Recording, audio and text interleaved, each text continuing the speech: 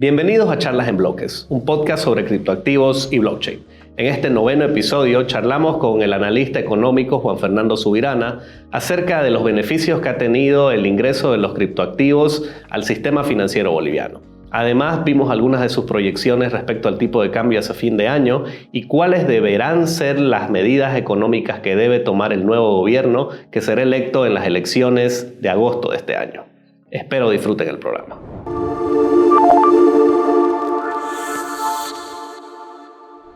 Querido Juan Fernando, realmente un gustazo tenerte aquí en el set de Charlas en Bloques. Primero que nada, y como ya es costumbre para todos nuestros invitados, si puedes presentarte a la audiencia para los que no han tenido el gusto de conocerte. No, muchísimas gracias por la invitación. Bueno, soy Juan Fernando Subirana. Trabajo ya hace bastante tiempo vinculado a la academia, a las consultorías empresariales. Y bueno, la verdad es que con Aldo hemos tenido la suerte de encontrarnos en este camino de bloques al final del día. Creo que ha sido súper interesante la experiencia de cómo hemos ido migrando de ser una economía totalmente cerrada, estilo Corea del Norte, a convertirnos en algo que ya es parte del mundo. Y bueno, la verdad soy un entusiasta, promotor también de este tipo de tecnologías que al final del día soy un convencido de que la salida pasa por acá.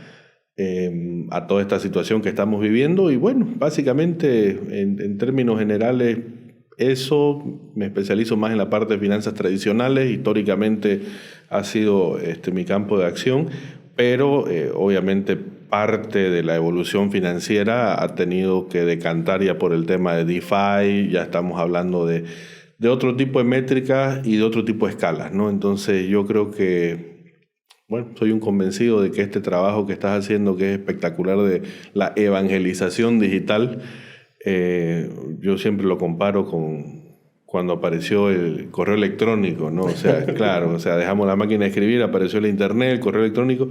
Estamos en ese tipo de procesos y, pucha, la verdad que es muy loable que espacios como este tengas la apertura y la generosidad de estar compartiendo y trayendo gente para conversar estos temas que al final del día nos interesan a todos, pero no todos nos animamos. Sí. Algunos nos animamos de más, otros de menos, y bueno, y la idea un poco es que el que no se anime también empiece a ver las opciones con riesgos controlados, como estamos conversando, sí. Y nada, eso básicamente quería darlo.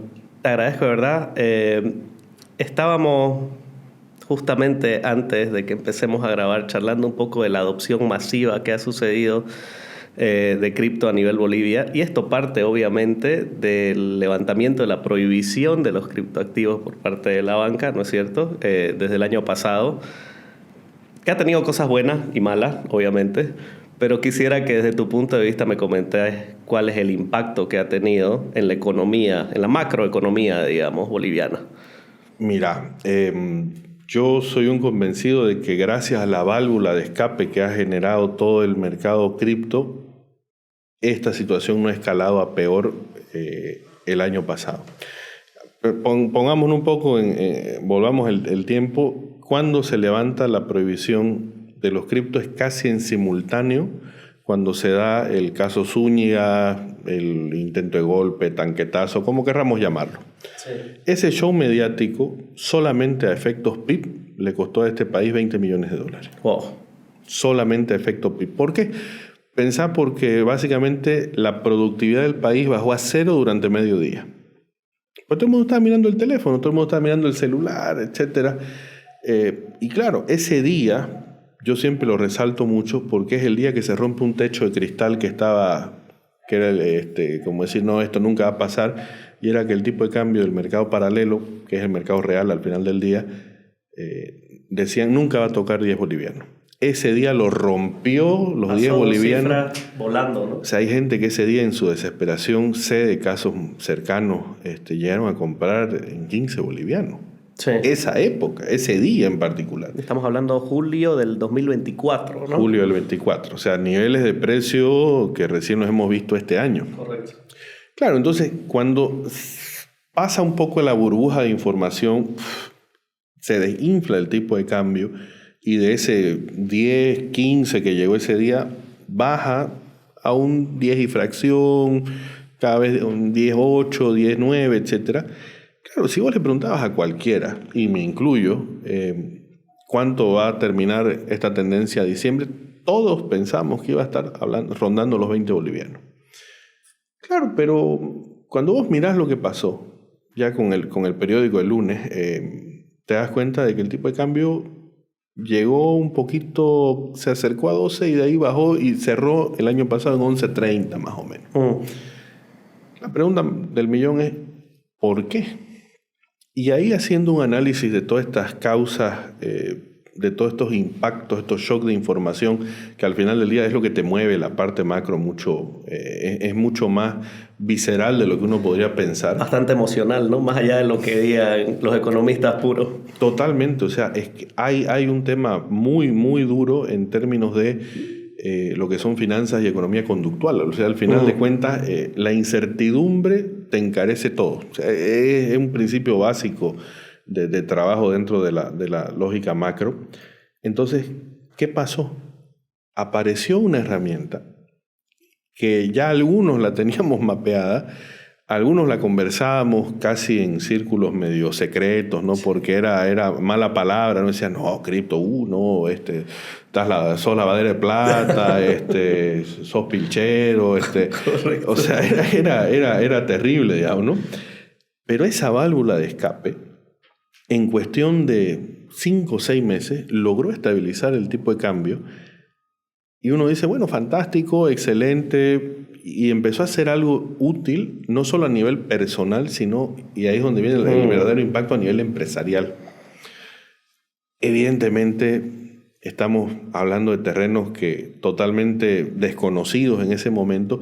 Hubieron muchas empresas que empezaron a tener operaciones, quizá no de la mejor manera. Hay algunas que lo siguen haciendo de esa forma. Boneando, ¿no? Sí, explorando.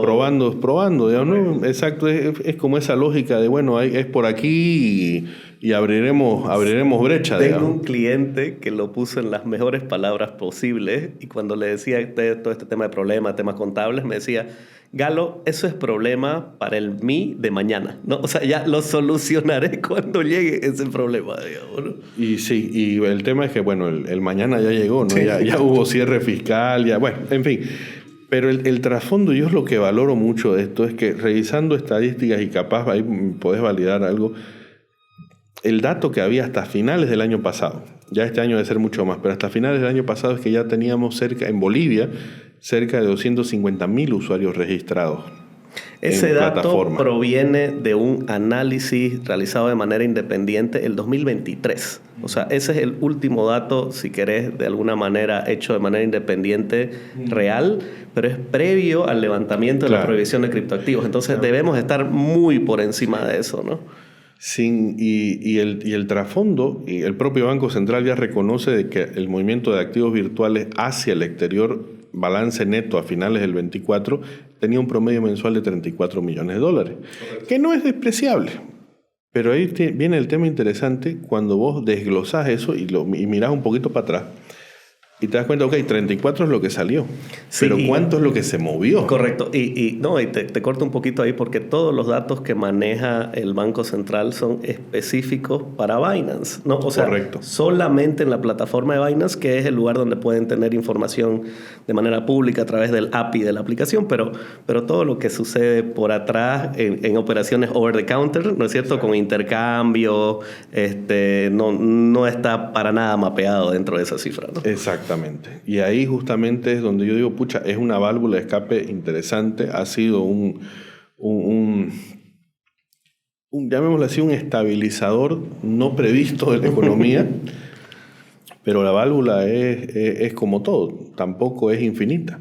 Sí. Y ahí empezamos a ver el efecto en el 2025 de cómo el tipo de cambio igual siguió subiendo. O sea, pues digas, no, pero es que el mercado es infinito, no, pero tampoco la expectativa y la posibilidad de mover capitales es infinita, particularmente cuando haces la lógica, ¿Cuál es tu fiat boliviano? Ese es el problema, ¿no? Ahí está el verdadero problema. Me hablan mucha gente de que no hay suficiente USDT en el mercado y siempre les digo lo mismo. El USDT se imprime en base a la demanda, es decir, la empresa que lo imprime, que es Tether, cuando existe demanda, pues imprime en el blockchain, tiene reservas en la vida real. Si hubiera más demanda, se va a seguir imprimiendo más. Eso no es problema, ¿no? El problema es que vos estás sentado en un activo como el boliviano, que a manera de chiste lo decimos los entusiastas de cripto, es el shitcoin del 2025, ¿no? O sea, no lo quiere nadie, ¿no es cierto? Es que ahorita la realidad es tenés boliviano, es una papa caliente. Es correcto. Porque mientras más tiempo lo tengas tu posición en hold en boliviano, lo que estás haciendo es perder valor y cada vez menos y cada vez menos. Entonces es complejo, porque yo creo que ya llegamos a ese nivel, a ese techo de inoperancia del mercado en términos de los bolivianos. ¿Qué hago con los bolivianos? Porque vos podés decir, no, sabes que yo tenía 2 millones de USDT que las compré cuando estaba esto a 6.96, fue medio clandestino, etcétera, todo lo que vos querrás. Ya, ok, vendiste todo eso ahora, ¿y qué haces con los bolivianos? Y ahí viene el tema de tenés que pasar de un mercado cripto a un mercado financiero tradicional. Y cuando te das cuenta, tenés que volcarte a una economía real. Y la economía real ahorita está por los suelos. Claro. ¿Qué haces con eso? Y ahí es donde empiezan a aparecer opciones ya interesantes. Conversaba con varios amigos que se dedican al tema de wealth management para las empresas y para empresas y grupos familiares. Entonces estos grupos de asesoramiento lo que están buscando es, bueno, ¿qué hacer con los bolivianos? Evidentemente terminamos discutiendo, decimos, ok, ya, una opción es andarte al mercado inmobiliario, el mercado inmobiliario es tangible, es todo lo que vos querrás. Ok. El otro tema es empezar a un proceso que justamente lo conversaba ayer en el directorio de una empresa, estábamos conversando y me decían, al final vamos a terminar como Japón en la crisis. La verdad que yo no conocía el caso y me lo comentaron, súper interesante. Japón en crisis empezó a tener una devaluación de toda su economía y todas las empresas empezaron a desmoronarse y coincidió, lastimosamente, y es una coincidencia triste, con que la primera generación de empresas familiares no estaban en condiciones de pasar el mando a la segunda. Okay. No quiero generalizar, pero es un gran porcentaje de empresas locales. O sea, estamos hablando de empresas que empezaron hace 40, 30 años. Llamémoslo así, la primera generación, digamos, el CEO, el fundador, ya está en una edad evidentemente ya de jubilación. No tiene los mismos bríos de hace 30, 40 años. No tiene la apertura mental probablemente para entrar en este tipo de mecanismos que son un salvavidas al final del día. Y a la segunda generación no le importa. Claro. Mientras le llegue su mesada, mientras pueda estar la mitad de la semana en Samaipata y la otra mitad de la semana, no sé, en Buenos Aires o Miami, no pasa nada. ¿Qué pasó? Y es el caso japonés muy interesante. Apareció un nicho muy boutique que fue qué hacer con esas empresas que saben de que se muere el founder y se muere la empresa. Claro. Entonces ahí es donde tenés la oportunidad de colocar tu shitcoin fiat, que es boliviano, y empezar a hacer un proceso de adquisición de empresas, que es lo que va a terminar sucediendo en el mercado al paso que vamos. Vamos a terminar reduciendo el volumen de empresas en grandes grupos empresariales. Se van a empezar a fusionar. Exacto, al final vamos a tener de hablar de 200, 300 empresas importantes, vas a terminar con 10. Ok. Entonces, es un proceso interesante. ¿Y el impacto en la economía que tendría eso? Ahí viene el tema, es complejo porque cualquier proceso de fusión, cualquier proceso de merge, digamos, de empresas. Si tenés 2 encargados de marketing, ya ahora vas a tener uno. Pelecha uno, digamos. Se estima más o menos que los impactos oscilan entre 30 y 40% de la reducción de la planilla sumada de las 2 empresas. Entonces estás hablando de una salida al mercado de profesionales capacitados bastante fuerte. Y uno me dirá, no, pero es que yo estoy bien capacitado, no sé qué. Claro, pero hay un asset que nadie lo está midiendo, la confianza. Claro. Entonces, obvio, si yo soy el que te está comprando y tengo la persona de marketing que trabaja conmigo hace 25 años, por más de que no sea la luz del camino, yo voy a preferir trabajar con el tipo que trabajó 25 años. Con alguien que no conozco su forma de trabajar, qué es lo que hace, nada, ¿no? Exacto. Entonces, ahí hay un tema complejo porque vas a tener prácticamente un 30-40% de personas formadas, ejecutivos con capacidad de trabajo, que van a terminar en el mercado esperando opciones que no va a haber. Y tenés el otro problema, que ya es un problema generacional, más allá del caso de los founders que no pueden continuar en el ritmo, y es que estos saltos tecnológicos, hablando particularmente del caso cripto y sumarle, si querés, el caso inteligencia artificial, que es otro boom dentro de todo el sí. tema, justamente tuve participé hace, ya van a ser 2 años, mira cómo pasa el tiempo, una charla súper interesante con el decano de la Facultad de Economía del INCAE.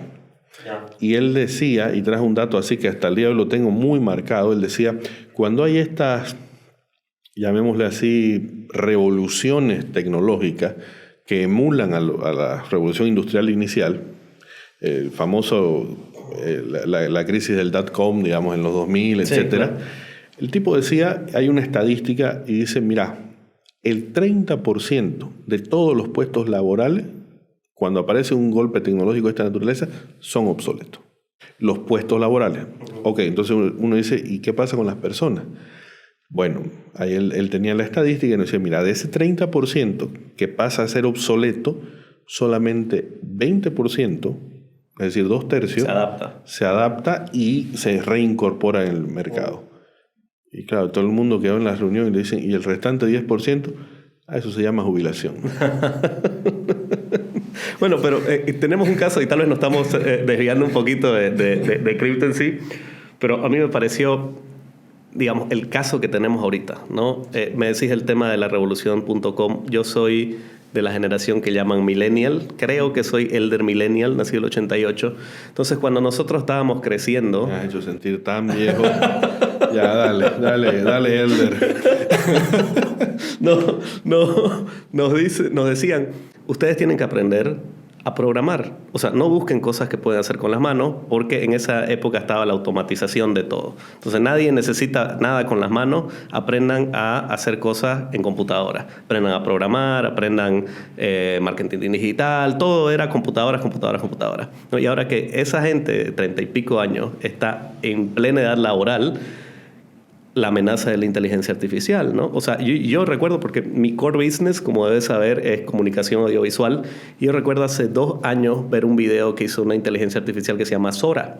Y yo empecé a calcular y dije, Dios mío, si esto tuviera que hacer una productora, cerrar una calle en Tokio, lluvia, maquillaje, la actriz, catering. O sea, empecé a hacer números, dije, esta escena de 30 segundos son, tranquilo, $35,000, $40,000. ¿Cuánto ha costado esto en poder computacional? Una fracción de eso, estamos muertos, ¿no? Pero es como que ahora que estamos nosotros, que nos dijeron aprender computadora, y ahora empiezo a ver tweets, por ejemplo, que dicen aprendan labores manuales. Es como que el plomero, el soldador, tiene hartísima demanda en Estados Unidos, en Canadá, digamos.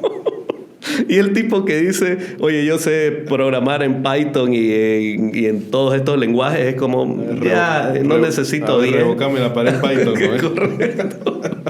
No, entonces sí, es complejo, y creo que al final, o sea, con lo que me quedo es que el ciudadano actual, que forma parte de esta, digamos, aldea global, que sé que es un concepto viejísimo, pero creo que aplica, lo que tiene que tener es la habilidad blanda de adaptarse, ¿no? O sea, ya no hay tal cosa como que voy a estudiar algo, voy a sacar un doctorado y voy a poder vivir de eso por los próximos 50 años. Si no te estás adaptando constantemente, te morís, que es muy similar a lo que está pasando, por ejemplo, ahorita con TradFi, ¿no? Con finanzas tradicionales, digamos. Entonces tenemos este flujo de opciones que tiene la gente ahora para acceder a finanzas que no están vinculados necesariamente a las finanzas tradicionales, a la bolsa de valores, a los bancos, ¿no? Entonces, tal vez para vincular un poquito a nuestro tema que estamos desarrollando, va un poco por ahí, ¿no? Es que al final del día, y bien que me tocaste el tema de la aldea global, al final del día ya somos ciudadanos globales, todos y cada uno de nosotros. Y obviamente me decían, bueno, pero ¿qué podemos hacer? ¿Qué vamos a hacer? ¿Cuál es el futuro? Le digo, bueno, si no tenés trabajo acá, no hay problema. Busca trabajo remoto. Correcto. Hoy se puede. Sí. Hoy ya es una realidad. Conozco muchos amigos que les está yendo muy bien, que disfrutan lo que hacen, que están viviendo lo que saben. Simplemente les pagan afuera. Sí. Bueno, afuera en cripto. Claro. Entonces, ahí se vuelve un tema interesante porque ya la realidad global es nuestra realidad. Entonces ya el problema que tenga Donald Trump con Xi Jinping ya nos afecta. Es correcto.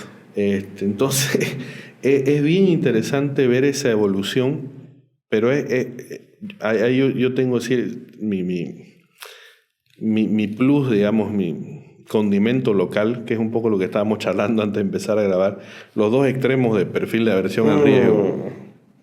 Tenés lo que te decía, la persona que dice, no, esto es del diablo, esto es cosa de la trampa, yo ahí no me meto. Nunca, sí. Yo ahí no me meto porque el rato que lo toque perdí todo. Me gusta el billete físico, necesito verlo. Como dice Franchella, el crocante, ¿no? El crocante bajo el colchón. Y está el otro extremo, que es el que dice, ok, esta es la tendencia, vamos para adelante. All in. Exacto. Y tal cual como te dijo tu cliente, problema para el yo del mañana, ya ¿qué pasó? ¿Cómo lo hice? No sé, preguntarle, habla conmigo la otra semana y charlamos, pero claro, ahorita hay que hacer esto. Entonces, es un riesgo. Sí. Y ahí yo rescato y vuelvo a insistir con esto, el trabajo que te estás dando de empezar a evangelizar y a educar. Te agradezco. Es fundamental, porque alguien que se mete a algo que no entiende, tampoco es como la lógica del fundador de Virgin que decía, no, si te ofrecen algo, decís sí, aprendés cómo hacerlo, y sale el meme, ¿no? Así, me subí a un avión, soy piloto y ahora cómo aterrizo. Tampoco es así. La famosa frase gringa, fake it till you make it. Exacto, ¿no? Tal cual.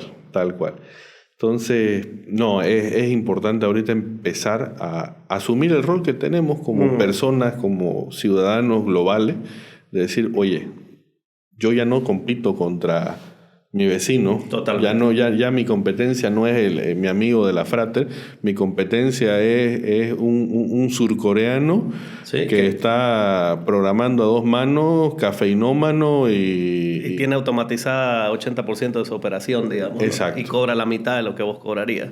Exactamente. ¿No? Y tiene un margen del triple del tuyo o sea, sí, esa es la realidad. O sea, ya nuestra pelea no es local, es global. Y quien no lo entienda, lastimosamente está destinado a cada vez achicarse. Es correcto. Quería aprovechar para preguntarte, me estabas hablando de todos estos wealth managers que estaban viendo alternativas. ¿A nadie se le pasa por la cabeza hablar de Bitcoin? Si estamos hablando a largo plazo, yo sé que tal vez para un ciclo de 2 o 3 años es peligroso, pero... Te cuento que sí, ya hay una tendencia muy fuerte. Es más, yo trabajo con un buen amigo que su motus de vida es Bitcoin. No. O sea, él directamente ya es un extremo, pero así... Michael Saylor, digamos. Claro, es un extremo que yo lo veo y le digo, ¿en serio? Le digo, ¿vas a seguir con él? Sí, me dice, recibe boliviano, USDT y hasta el día siguiente lo mete a Bitcoin. Yo le digo, bueno, y el rato que necesitas pagar algo, uso mi Bitcoin, me financio y contra eso correcto, ¿no? Entonces, oye, no es un mal modelo, pero ya es es todos los huevos en esa canasta. Es lo que llamamos un maximalista, digamos. Totalmente. Ahora, si me preguntás, coincido totalmente con la lógica de que el Bitcoin al final de cuentas es el oro digital, cumple, o sea, no solamente cumple con todos los requisitos para ser llamado moneda, sino yo te diría ya cumple con los requisitos para ser llamado casi un recurso natural. Sí, es un commodity, es considerado en Estados Unidos, de hecho, ¿no? Exacto, entonces ahí viene la parte interesante, porque justamente, y vos lo mencionabas en varios de los podcasts que he escuchado, el límite que tiene Bitcoin, ¿no? Los 21 millones. Sí. Eso, si lo extrapolamos y supongamos, hagamos el ejercicio mental, supongamos que estamos hablando de una mina de oro. Sí. Esos 21 millones que ya los tenés cuantificados es el equivalente a lo que llamamos en el mundo de recursos naturales, es una reserva. Y el concepto de reserva es súper interesante porque a mí la verdad es que uno se va nutriendo de experiencia. Yo trabajé casi 20 años en el sector de hidrocarburos.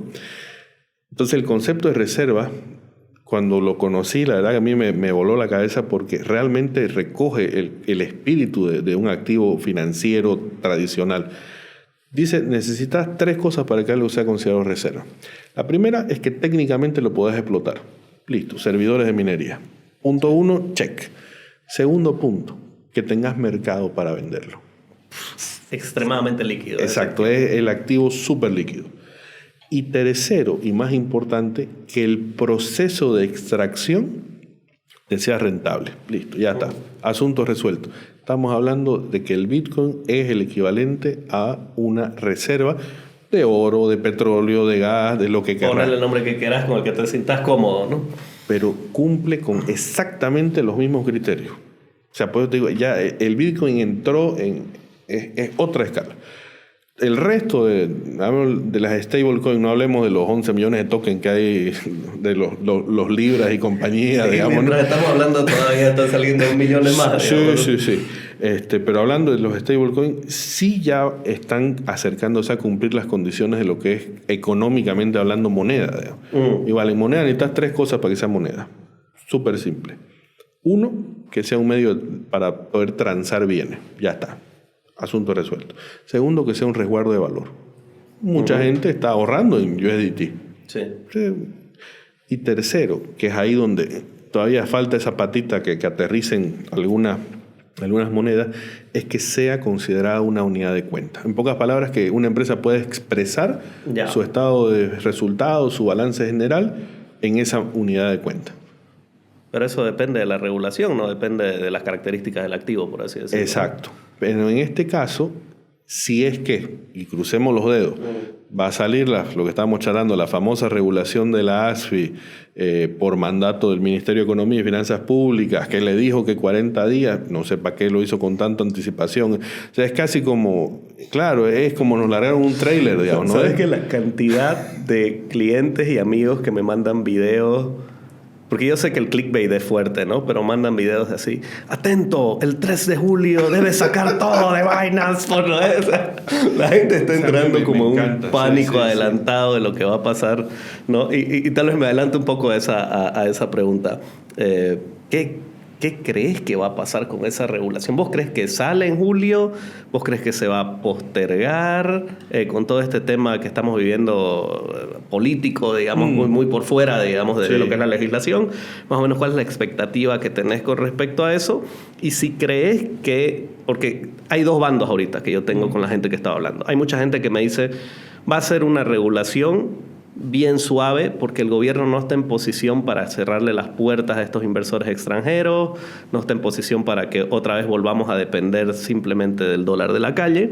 Y hay otra gente que me dice, no, va a ser fuertísima con todo, impuestos altos, van a poner un montón de trabas y más bien van a ahuyentar a los inversores locales y extranjeros para que formen parte de esto. ¿Cuál es tu perspectiva? Mira, yo pienso que tiene que salir, no pueden postergarlo. O sea, el postergarlo solamente alargaría la agonía y generaría más incertidumbre. A mí lo que yo siempre digo en términos de decisiones empresariales, no hay cosa más paralizante que la incertidumbre. Por eso yo prefiero, cuando voy a conversar con clientes, con empresas, yo toda la vida prefiero llevarles malas noticias a decirles no sé. El trasfondo es claro. Creo que estamos en un proceso muy complejo a nivel económico. El gobierno a nivel político está súper debilitado. Eso creo que no cabe la menor duda. Estamos en una situación cada vez más cruda, más crítica.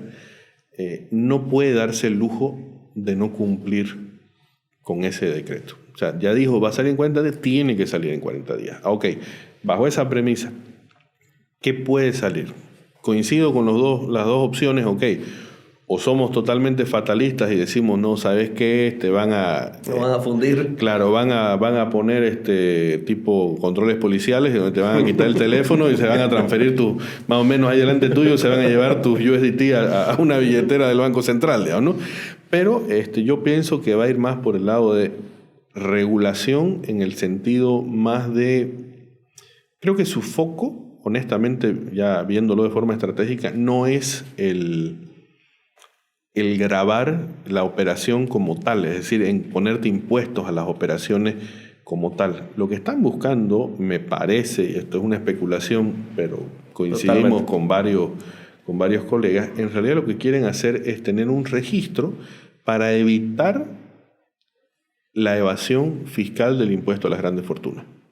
Ya, y mira, justo en unos días vamos a tener esta nueva lista del Gafi, de la lista gris.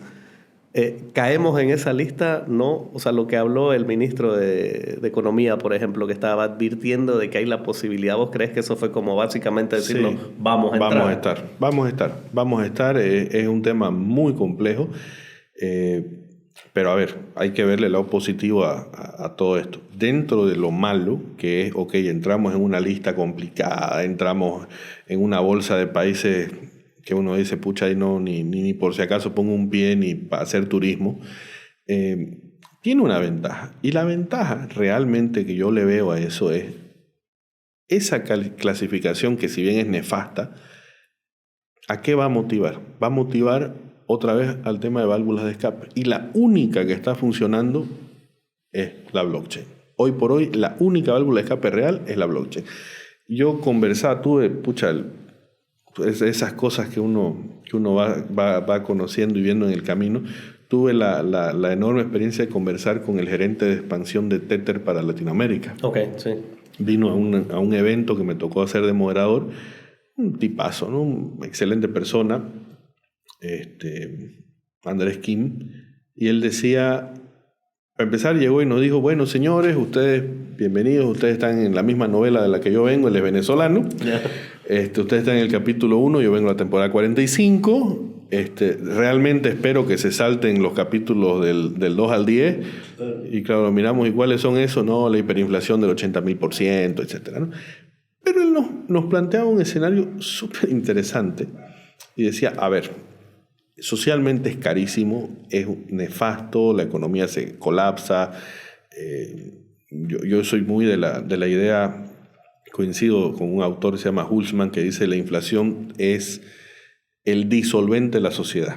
O sea, al final del día, la inflación sin control, sin medida, como la estamos viviendo ahora, lo único que hace es te rompe la sociedad y genera bandos. Sí.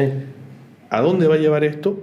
Que tácitamente, asumiendo el peor de los escenarios, digamos que esto no tiene solución, que esto se empeora, etcétera, entramos a la lista de países grises, supongamos el escenario peor, ¿no? Entramos en default, no podemos pagar los compromisos internacionales, o sea, nos volvemos un paria en el plano internacional. ¿Qué sucede en ese tipo de países? Automáticamente el mercado se autorregula y ¿qué es lo que termina sucediendo? Dolarización de facto a través de mercados cripto. O sea, claro, es lo que sucedió, digamos, en Venezuela y parcialmente en Argentina, digamos, ¿no? Sin ir lejos, y ahí viene la parte interesante, uno dice, pucha, pero Venezuela está... Sí, efectivamente tiene todos sus componentes bastante complejos, pero ese proceso que evidentemente cuesta socialmente muchísimo, económicamente, después de unos 6 meses, se vuelve algo positivo. ¿En qué sentido? En que las empresas internacionales dicen ya, ok, ya no existe el bolívar, existe el dólar virtual, me animo a volver. Y ahí, por ejemplo, conversaba con un cliente que está muy vinculado al tema moda y me decía, oye, ¿me puedes explicar esta noticia? Claro, me la pase cuando veo que en la junta de accionistas de Zara, parte de su plan estratégico era volver a Caracas. Me dice, explícame por qué. Me dice, no entiendo. Que ahí até cabos y le digo, claro, lo que están haciendo estos señores es, dice, yo voy a invertir, fantástico, pero ¿cómo te van a cobrar? No te van a cobrar en cash. Te van a cobrar vía cripto. Okay. Entonces van a vender físicamente los productos allá, pero los fondos los van a recibir en las cuentas en su wallet. Pero ¿y qué me decís de la seguridad jurídica en un país tan complejo, digamos, como viene a ser Venezuela? La gran ventaja... Claro, una cosa es la parte económica, pero también la parte política, la seguridad... La parte de seguridad jurídica, al final de cuentas, no existe en ese tipo de países. Esa es la realidad. Pero estas empresas están apostando a decir, ok, más o menos la lógica es, ¿cuánto estoy dispuesto a perder? Okay. Y con eso vuelvo. Yeah. Y es casi como un proceso de phishing. Digamos. No, a ver, voy a poner es jugar póker a ciega. Digamos. No voy a poner esta es mi ciega y a ver qué abre. Si surte bien, si no, no pasa nada. No pasa nada porque ya estaba prevista la pérdida. Okay. Y te cuento que, ya hablando en términos ya de finanzas tradicionales, hasta contablemente les ayuda. Uno dirá, pero ¿por qué? Claro, como pérdida. Exacto, porque ya lo cargan como una pérdida anticipada. Y si no fuera pérdida, que eso se ve después de los 6 meses, 1 año, revierten eso y ya tienen mayor share en bolsa. Interesante. Pues digo, es un rompecabezas súper bueno, pero el problema sigue siendo el costo social. Claro, y eso va a ser inevitable, ¿no? Y es como bien decís vos, por ejemplo, he tenido muchas charlas, obviamente, con la gente, y yo hago mis compras en el abasto, ¿no?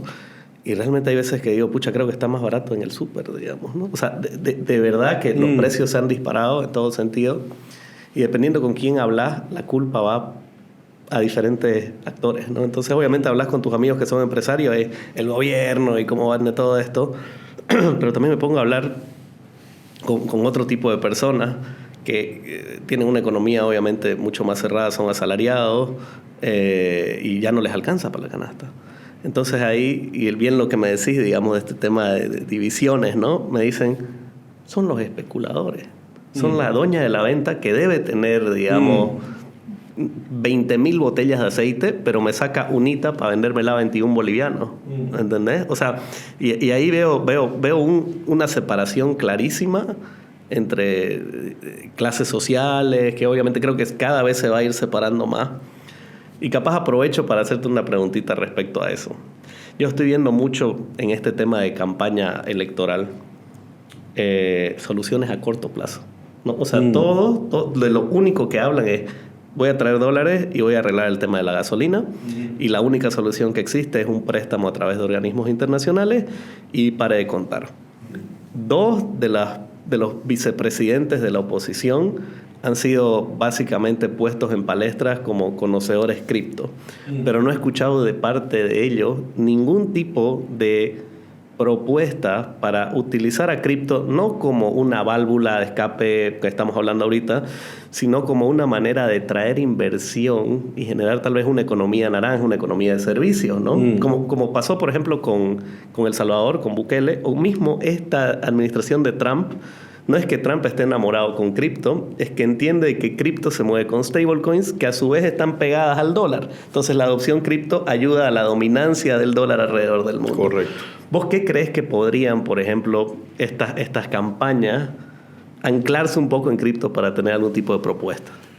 Mira, yo coincido plenamente en lo que me decías. Al final del día, todas las visualizaciones y propuestas están tratando de dar vueltas en voy a traer dólares, voy a traer divisas y la única salida no nos queda otra más que aceptar préstamos del que sea, más o menos, ¿no? Ok, coincido de que el préstamo es necesario, personalmente no coincido con la cuantía que están poniendo, me parece una exageración. Algunos hablan de 10.000 millones, otros te hablan de 12.000 millones, y yo miro hacia atrás, miro un poquito al sur, miro a Argentina, y el gobierno de Javier Milei con 17.000 millones levantó el cepo cambiario y la economía argentina es 4.5 veces la boliviana. Entonces, ¿para qué necesitas 10? ¿Para qué necesitas 12?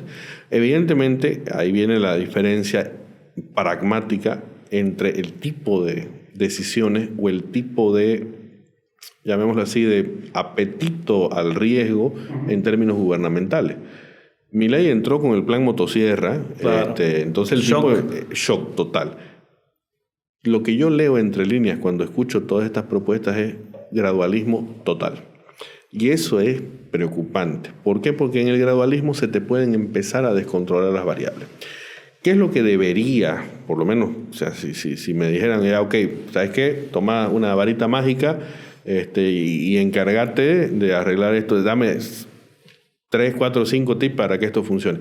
El tema cripto yo pienso que debería ser y debería plantearse una reserva estratégica en stablecoins, en Bitcoin, en lo que vos querrás. No. Obviamente no en meme coins, no en shitcoins, pero sí tener un porcentaje asignado importante de las reservas internacionales que van a llegar a través de financiamientos, créditos, lo que fuera, en criptoactivos. O sea, sí o sí, no podemos ser miopes con el mercado y no reconocer hay una opción interesante, una opción real. Uno mira, no, pero es que es volátil, que ya he escuchado a alguien que me dice es volátil. ¿Y el oro? ¿El oro acaso no sube y baja también? Claro. No, pero el oro es oro. Esto es lo mismo. Claro. Esto es exactamente lo mismo. Tiene sus subidas, tiene sus bajadas, pero mirar la tendencia a largo plazo y es al alza. Claro, si haces el zoom out, es up only, como decimos, ¿no? O sea, solo para arriba. Correcto. A través de los años. Correcto. Entonces, al final del día, una de las soluciones o las medidas, llamémoslo así, que deberían tomarse, sí o sí, es tener un estado crypto-friendly. Al final del día, abrir y decir, ok, ¿sabes qué? El 25% de las reservas las voy a tener en esto. Ok, fantástico. Eso te da, uno, la sensación de seguridad de que si el gobierno lo hace, me quedo tranquilo porque yo ciudadano lo voy a poder hacer. Y segundo, das ese mensaje a los inversionistas internacionales, ok, no están jugando, se lo están tomando en serio, ok, entonces vamos adelante. Lastimosamente eso va a tener que ir acompañado de la mano de algo que es fundamental, que es seguridad jurídica. Ya lo mencionabas, o sea. Y lastimosamente Bolivia no tiene el mejor récord en los índices de seguridad jurídica. Es bien complicado, es bien complicado. Yo siempre, por ejemplo, cuando veo temas de energía, de hidrocarburos, claro, es muy complicado. Ahorita el gobierno te pide más inversión en el sector de hidrocarburos, te pide más producción, pero te lo pide con la misma ley, es lo que yo digo, te pide más siembra con la ley con la que te quitó la cosecha. Entonces, ¿cómo vas a avanzar? O sea, tiene que haber un cambio estructural importante. Ahora, y un trasfondo, ahí solo para cortarlo y ponerle un límite de tiempo, se estima así muy, muy, muy empíricamente que por 10 años de borrachera económica tenés un año de resaca. Okay. Aquí llevamos 20. Entonces, a partir de que se tomen las decisiones correctas, son 2 años que vamos a tener, 24 meses que vamos a tener que seguir en una situación compleja, en una situación sin dólares, o sea, no es automático. Correcto. Evidentemente se puede suavizar, se puede mejorar, todo lo que se quiera, pero son fácil 2 años de seguir con este ritmo bien pesado de la economía, sí. Y recién después de 2 años ya podemos hablar quizá de una recuperación hacia una estabilidad. Dudo un crecimiento, esa es la realidad, dudo que haya un crecimiento per se, pero la única forma que podría haberlo es entrar al tema cripto, porque es el único activo que no necesita una cantidad cuantiosa de inversión y que sí tiene tendencia al alza. Sí. Ahorita me decís, ok, ya, pero tenemos litio. ¿Cuánto te cuesta explotar el litio? Es una locura. Sí. Y te digo, es una locura porque, uno, los precios cayeron internacionalmente, ese es un tema. Y el otro tema interesante es que cuando te das cuenta, sí, tenemos la reserva más grande, etcétera, pero el caso del litio es lo que se llama, son recursos evaporíticos. O sea, necesitas sacarles la humedad para que el producto funcione. Y ese procesito de sacarle la humedad es carísimo. Te vas un par de kilómetros más allá, cruzas la frontera, ves los salares en Chile, cero humedad.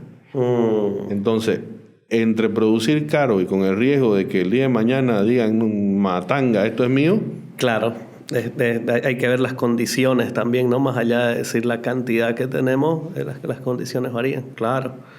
Yo te mencionaba esto porque creo firmemente que lo que hizo Bukele no es que sea fanático, fanboy, digamos, de lo que ha hecho en su gobierno, pero me parece que las medidas que tomó con respecto a cripto fueron fantásticas para, como relaciones públicas, digamos, de manera internacional, de poner a El Salvador en el mapa. Vos le podés preguntar a alguien que está en cripto desde el 2020 dónde está El Salvador, sabe exactamente dónde está, quién es el presidente, qué es lo que hacen, cómo van a minar Bitcoin, qué sé yo. O sea, los puso en el mapa, digamos, ¿no? De la innovación tecnológica. Y otra cosa que hizo creo que atrajo mucha inversión extranjera. Entonces yo personalmente no he tenido la oportunidad de ir a El Salvador desde que impusieron todo esto. Pero sí he tenido amigos norteamericanos cercanos que han ido a conferencias de Bitcoin y cosas así, ¿no? Entonces, todos me han contado una experiencia muy similar y me dicen, vos podés ir al mercado, y cuando todavía era moneda de curso legal, que ahora ya revirtieron eso, ¿no es cierto? Pero vos podías ir y decir, quiero pagar esta botella de agua en Bitcoin. Y el vendedor te decía, no. Y insistían, ¿no? Pero ¿por qué no? Si usted no, lo que pasa es que mi billetera la dejé en casa y no sé qué, y no tengo el QR y no sé cuánto. Entonces decían ellos, bueno, ¿sabes qué? Entonces me voy. Y ahí no, espera un ratito. Y es como que sacaban la tablet con la Chivo Wallet, ¿no es cierto? Para que lo hagan. Entonces, nunca fue un tema de decir, Bitcoin es para transacciones diarias, para tomar tu café y todo eso. Simplemente fue un mecanismo de decir, si ustedes están en este ecosistema, son bienvenidos acá. Van a tener un régimen tributario mucho más suave del que tienen en Estados Unidos. Traigan su inversión acá.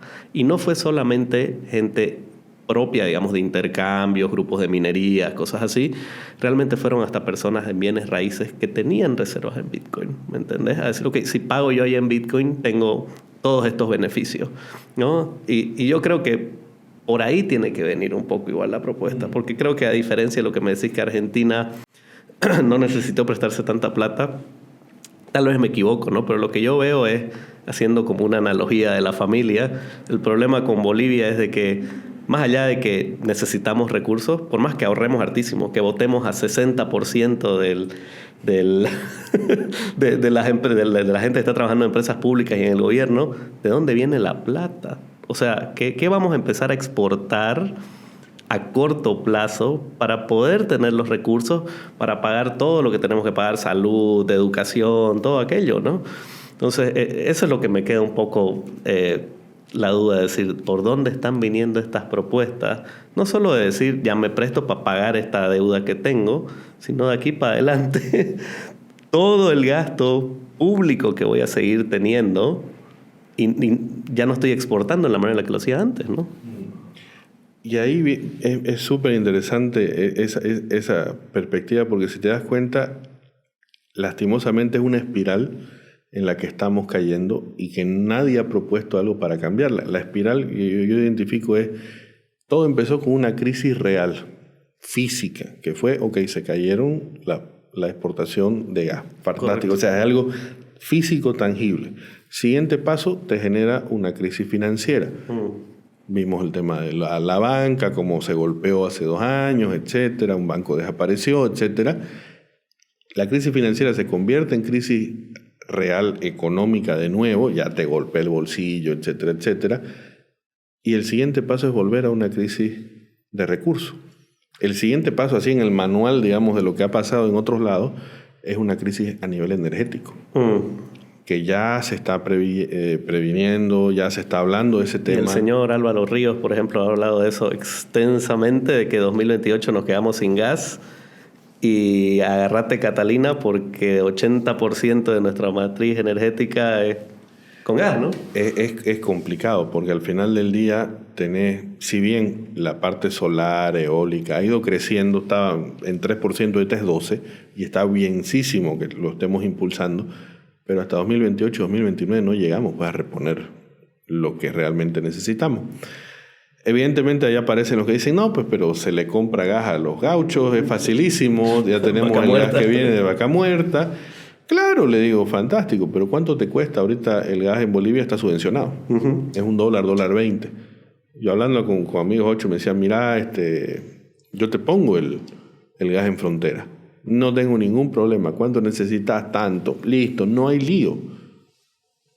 ¿A cómo? Le digo. Y ahí ellos me decían, mira, puedo conseguirte condiciones atractivas. Y yo digo, bueno, ¿cuánto es atractivo? $6. O sea, imagínate tu factura de luz en diciembre que llegue de lo que llegaba 5 o 6 veces más. O sea, 5 bolivianos kilowatt-hora, digamos. Se te revienta la economía. Ahora, ¿cómo podés tener, y ahí un poco bien que lo mencionabas, qué exportamos, qué hacemos? Mira, en esta época yo creo que lo que tendríamos que enfocarnos como país, como economía, es en la prestación o exportación de servicios. Y parte de eso, yo creo que tenemos un espacio ideal para tener una cantidad espectacular de granjas de minería en el altiplano. Sí, totalmente de acuerdo. O sea, tenemos todas las condiciones para que eso se vuelva algo realmente interesante, rentable, que pueda empezar a dar dinámica económica y que traiga inversión. Sí. Evidentemente vos me dirás, pero eso te va a consumir más energía, que es otra vez, volvemos al bucle del problema. Pero con lo que puedas generar de eso, ya vas a tener alternativas. No, y además, o sea, y ese es un tema que yo conozco muy bien porque justamente, como sabrás, yo entré, digamos, al tema de cripto por la minería de Ethereum. Y el recurso más caro que tenés, mes a mes, es la energía, es la electricidad que tenés que consumir. Entonces, el minero, y desde un punto de vista ya, digamos, institucional, lo que busca es energía barata. Sí. Entonces empieza a decir, ok, ¿qué otras cosas puedo utilizar? En Texas, por ejemplo, lo que utilizan son los flares del fracking, o sea, se van a buscar gas que no se utiliza para nada y lo utilizan. Entonces, inclusive se convierte, dicen, no, que la minería de Bitcoin ocupa mucha energía, que es negativo para el planeta, pero empiezan a darse por la necesidad de encontrar esta energía barata, verde, digamos, no empiezan a darse un montón de alternativas. ¿Y quién te dice que justamente estas empresas no pueden poner granja de energía solar? ¿No es cierto? Totalmente. O sea, tenemos, como bien decís vos, condiciones perfectas. Frío, alta radiación solar en el altiplano y bueno, darles incentivos para que puedan hacerlo. Inclusive te digo que parte de Estados Unidos, cuando su grid, digamos, está saturado, ocupan energía de los mineros para poder salvar, digamos. Y esto se ha dado en estados, como te digo, como Texas, que tienen alta concentración de granjas de minería, ¿no? Entonces, podría ayudar inclusive, digamos, a este tema de la matriz energética. No, totalmente. Y ahora, si lo ves desde ese punto de vista y lo tratamos de extrapolar hacia algo tangible, ¿en qué te termina beneficiando a nivel Estado? Le puedes dar incentivos y traes un montón de inversiones. Ahora, bien que mencionabas el tema, por ejemplo, de los gases del flare de los pozos petroleros. Se puede sacar energía de ahí y reinyectarla a una pequeña mina, pero no solamente en ese tipo de sectores. Vos podés también, ¿por qué no?, pensar en sacar energía de la biomasa de los vertederos de basura. Ese es otro tema que también se puede explorar. Tenés también la propia, llamémoslo así, la propia diferencia térmica que te generan muchos equipos industriales. Ese calor lo podés recapturar y empezar a utilizar. O sea, imagínate si tuviéramos un estado que te dice, ¿sabes qué? Vas a minar, súper. Sí. Te doy un tax holiday de 2 años, 3 años, lo que dure.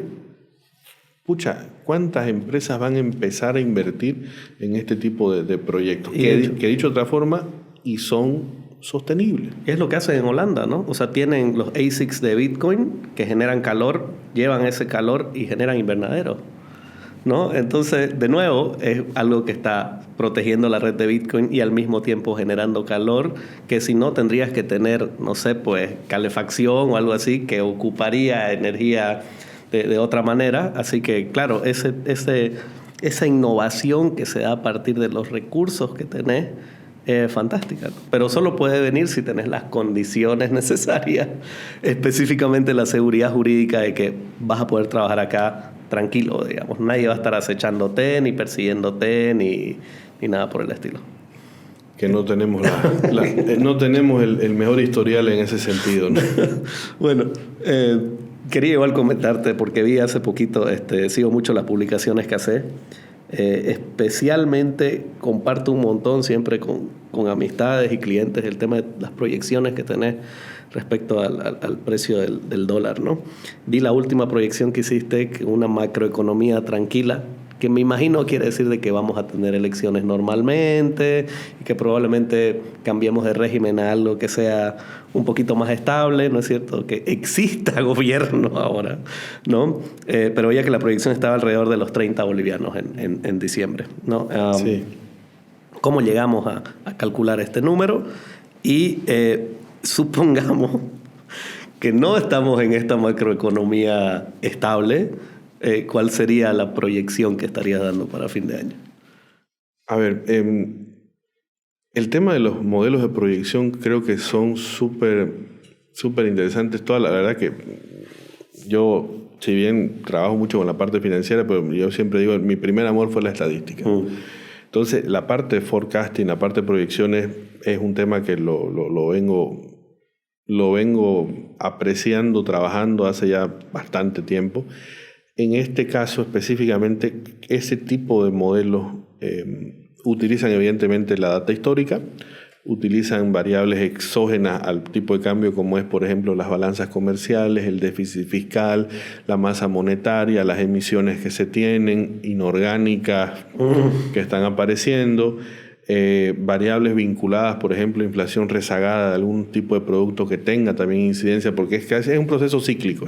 Yeah. Más que, si bien ese es todo, si quieres, el set, digamos, de variables cuantitativas, pero sí también incorporar temas cualitativos, que es el caso de decir, ok, ¿va a haber o no va a haber conflictos en tal o cual mes? ¿Va a haber o no va a haber elecciones? ¿Va a haber o no va a haber segunda vuelta? ¿Va a haber o no va a haber cambio de régimen? ¿Va a haber lo que fuera? Digamos. Entonces, todo ese andamiaje, si querés verlo así, que se basa en predominantemente tendencia más todo este set de variables, termina dando eso, lastimosamente. Yo siempre que veo esto y alguna vez me toca presentarlo, comentarlo, siempre digo, ojalá me equivoque, de verdad, ojalá me equivoque, pero es lo que, o sea, sería irresponsable maquillar un número, porque es lo que el modelo me está dando, o sea, es, claro, es data driven, y totalmente. Tal vez, igual lo que yo cuando comento esto en grupos de amigos digo, no estoy tratando de generar pánico, simplemente te estoy diciendo, para allá vamos, ¿no? Ya, ¿qué es lo que vos haces con esa información? Escapa de mis manos, pero creo que es valioso poder compartirlo, ¿no? Como decía George Box, uno de los padres del forecast moderno, él decía, todos los métodos de pronóstico están equivocados, pero algunos son útiles. Entonces, al final del día, es como dice, ¿no? El presupuesto nunca se va a cumplir, entonces ¿para qué lo haces? Claro. Bueno, en realidad lo haces para saber qué hacer en caso que no se cumpla. Y ahí viene la riqueza de esto. Por eso yo te decía, lo que te invalida las decisiones, necesariamente, yo lo he visto y lo he vivido, es la incertidumbre. El rato en que tenés por lo menos un norte, aunque sea malo, empezás a tomar acciones. No hay peor el costo de la inacción, que incluso hay un libro muy conocido de ganadores del Nobel, de Nancy Stokes. Ella dice, el costo de la inacción es el costo más alto en el que puede incurrir una persona, un decisor o una empresa. Ahora, ¿qué pasaría en el hipotético caso, siguiendo con la pregunta que me hacía, si no hay esta estabilidad teórica? ¿Qué pasaría si el día de mañana aparece, no sé, el nuevo ministro de gobierno y dice, no, por exigencias de las circunstancias, en este país a partir de mañana estado de sitio? Y aparece después todo el organismo electoral y dice, no, ya que estamos en estado de sitio no pueden haber elecciones. O sea, si eso llegase a darse, personalmente espero que no sea todo el escenario de modelación que tengo hasta el mes pasado, con la data del mes pasado, me daba de que ese escenario tenía una probabilidad súper baja de darse, un 2% para abajo. Okay. Pero si se diera, es muy probable que entremos a una espiral hiperinflacionaria. O sea, ahí ya estás hablando de que el tipo de cambio no va a tener 2 dígitos. Claro. Sí. Y ahí tiene todo el sentido, porque con todas las personas que he hablado es como que me dicen, no, y con tantas cosas que está pasando desde el punto de vista social, no puede ser que la gente no se pare, que exija ya que algo de actividad por el gobierno, y todos me responden, es que estamos esperando elecciones, ¿no? O sea, estamos esperando, ya, ¿sabes qué? No vas a hacer nada, perfecto, pero en agosto va a haber un cambio. Entonces, la esperanza está puesta, es decir, en agosto tiene que venir un cambio, y mientras me garantices eso, ya, que pase lo que tenga que pasar hasta agosto, ¿no?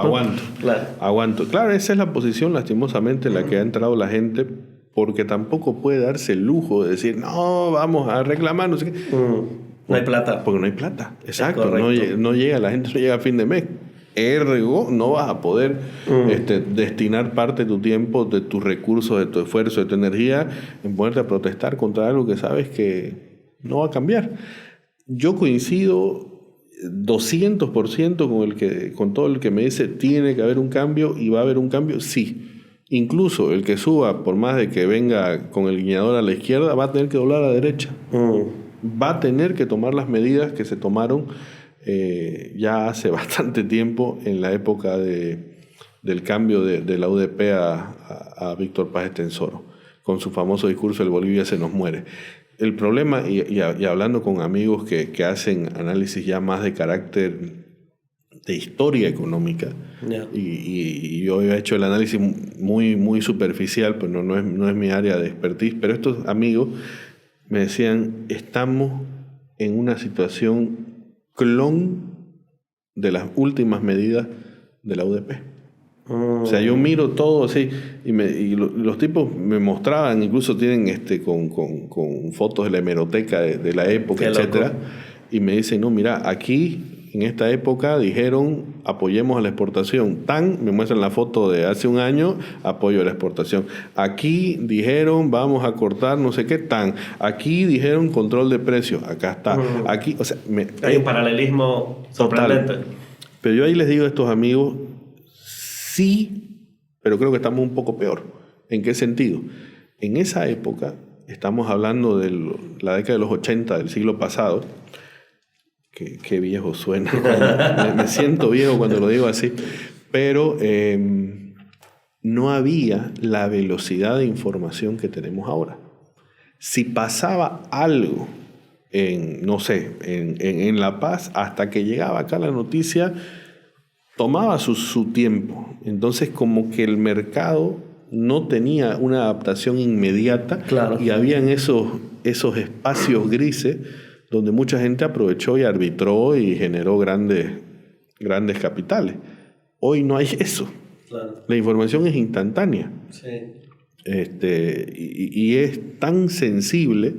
A mí me impresiona, por ejemplo, la única medida acertada que he visto en el último mes, 2 meses, que ha tomado el gobierno fue cuando salió el presidente Arce y dijo 11 medidas, pero de las cuales una fue la que realmente creo que caló en el mercado, que fue que dijo, Yacimientos no va a entrar al mercado cripto.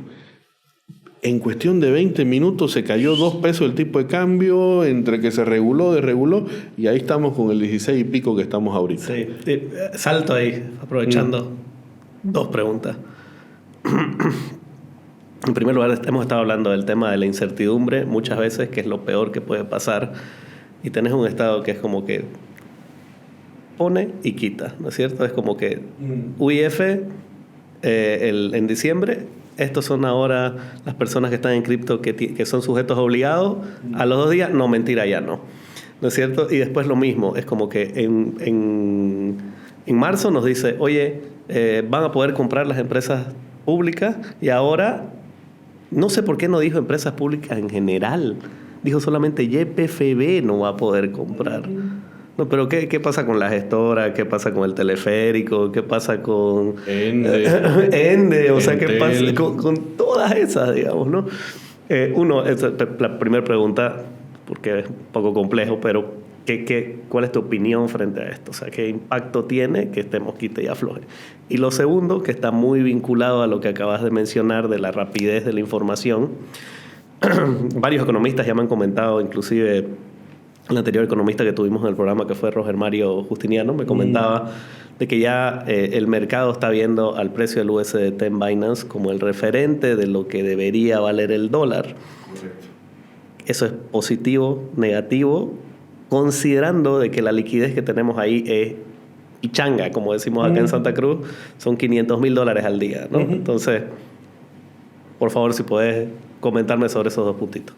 Mira, empecemos atrás para adelante. El tema de tomar como referencia, punto de referencia a Binance, el mercado al final se agarra lo que puede.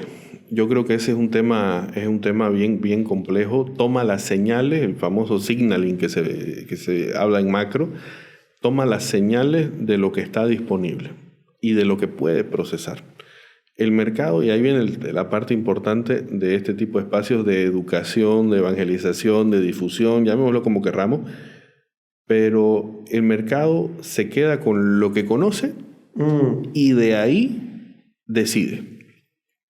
Entonces, en la medida en que se le pueda expandir un poquito a la masa de decisores, porque al final todos tomamos decisiones y todos jugamos en ese mercado. Es lo más cercano a una competencia perfecta, si quieres verlo así. Entonces, en la mayor medida que seamos capaces de transmitir esa lógica de que Binance no es la panacea, de que Binance no es el banco central del mundo, porque es esa la percepción que hay. No, ahí está la plata del mundo, no, ahí no, seguro que más o menos Binance es dueña de BlackRock, más o menos, ¿no? Es que claro, la gente ha tomado esa posición y bajo esa lógica dicen, entonces esto es lo que digan ellos es palabra santa. Okay, claro. Es complicado porque al final de cuentas la solución del año pasado, que fue la que consiguió estabilizar el tipo de cambio, hoy es la que lo dispara. Correcto. ¿Por qué? Porque el mercado encontró en esa válvula de escape y dijo, esto es seguro, y se acostumbró a esa seguridad. Y el problema es que no es seguro, no es estable, y como decís, son 500.000, 700.000 en el mejor día de dólares al día que tenés de transabilidad. Es complejo, pero es lo que hay. O sea, al final de cuentas el mercado te lo cobra así. Sí, y perdón por adelantarme una pregunta, digamos, porque sé que tenemos una pendiente, pero ¿no hay alguna manera de tener lo que llamamos en cripto como un oráculo? Que nos sume, si querés, digamos, este mercado está a este precio, este está este, y el promedio es más o menos esto. Sé que es extremadamente complejo porque obviamente como no tenemos algo oficial, el precio varía muchísimo dependiendo inclusive de la región donde estamos, ¿no? Sí.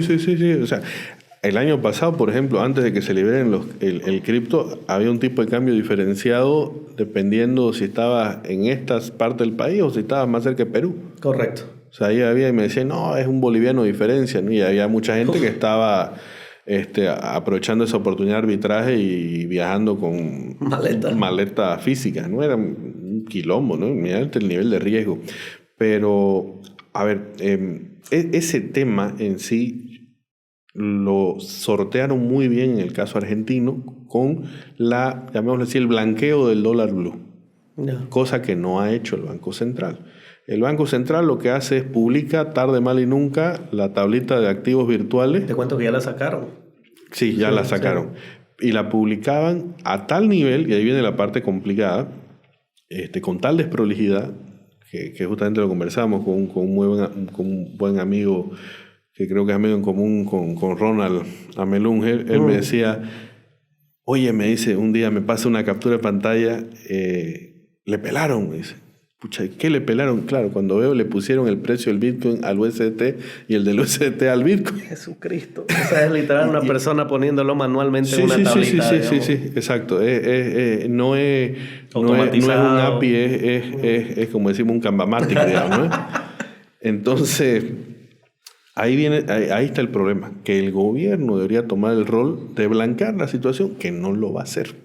Volvemos a lo mismo. El gobierno actual está en una fase, yo siempre digo, es casi psiquiátrica de negación. O sea, su discurso es totalmente distópico de lo que estamos viviendo.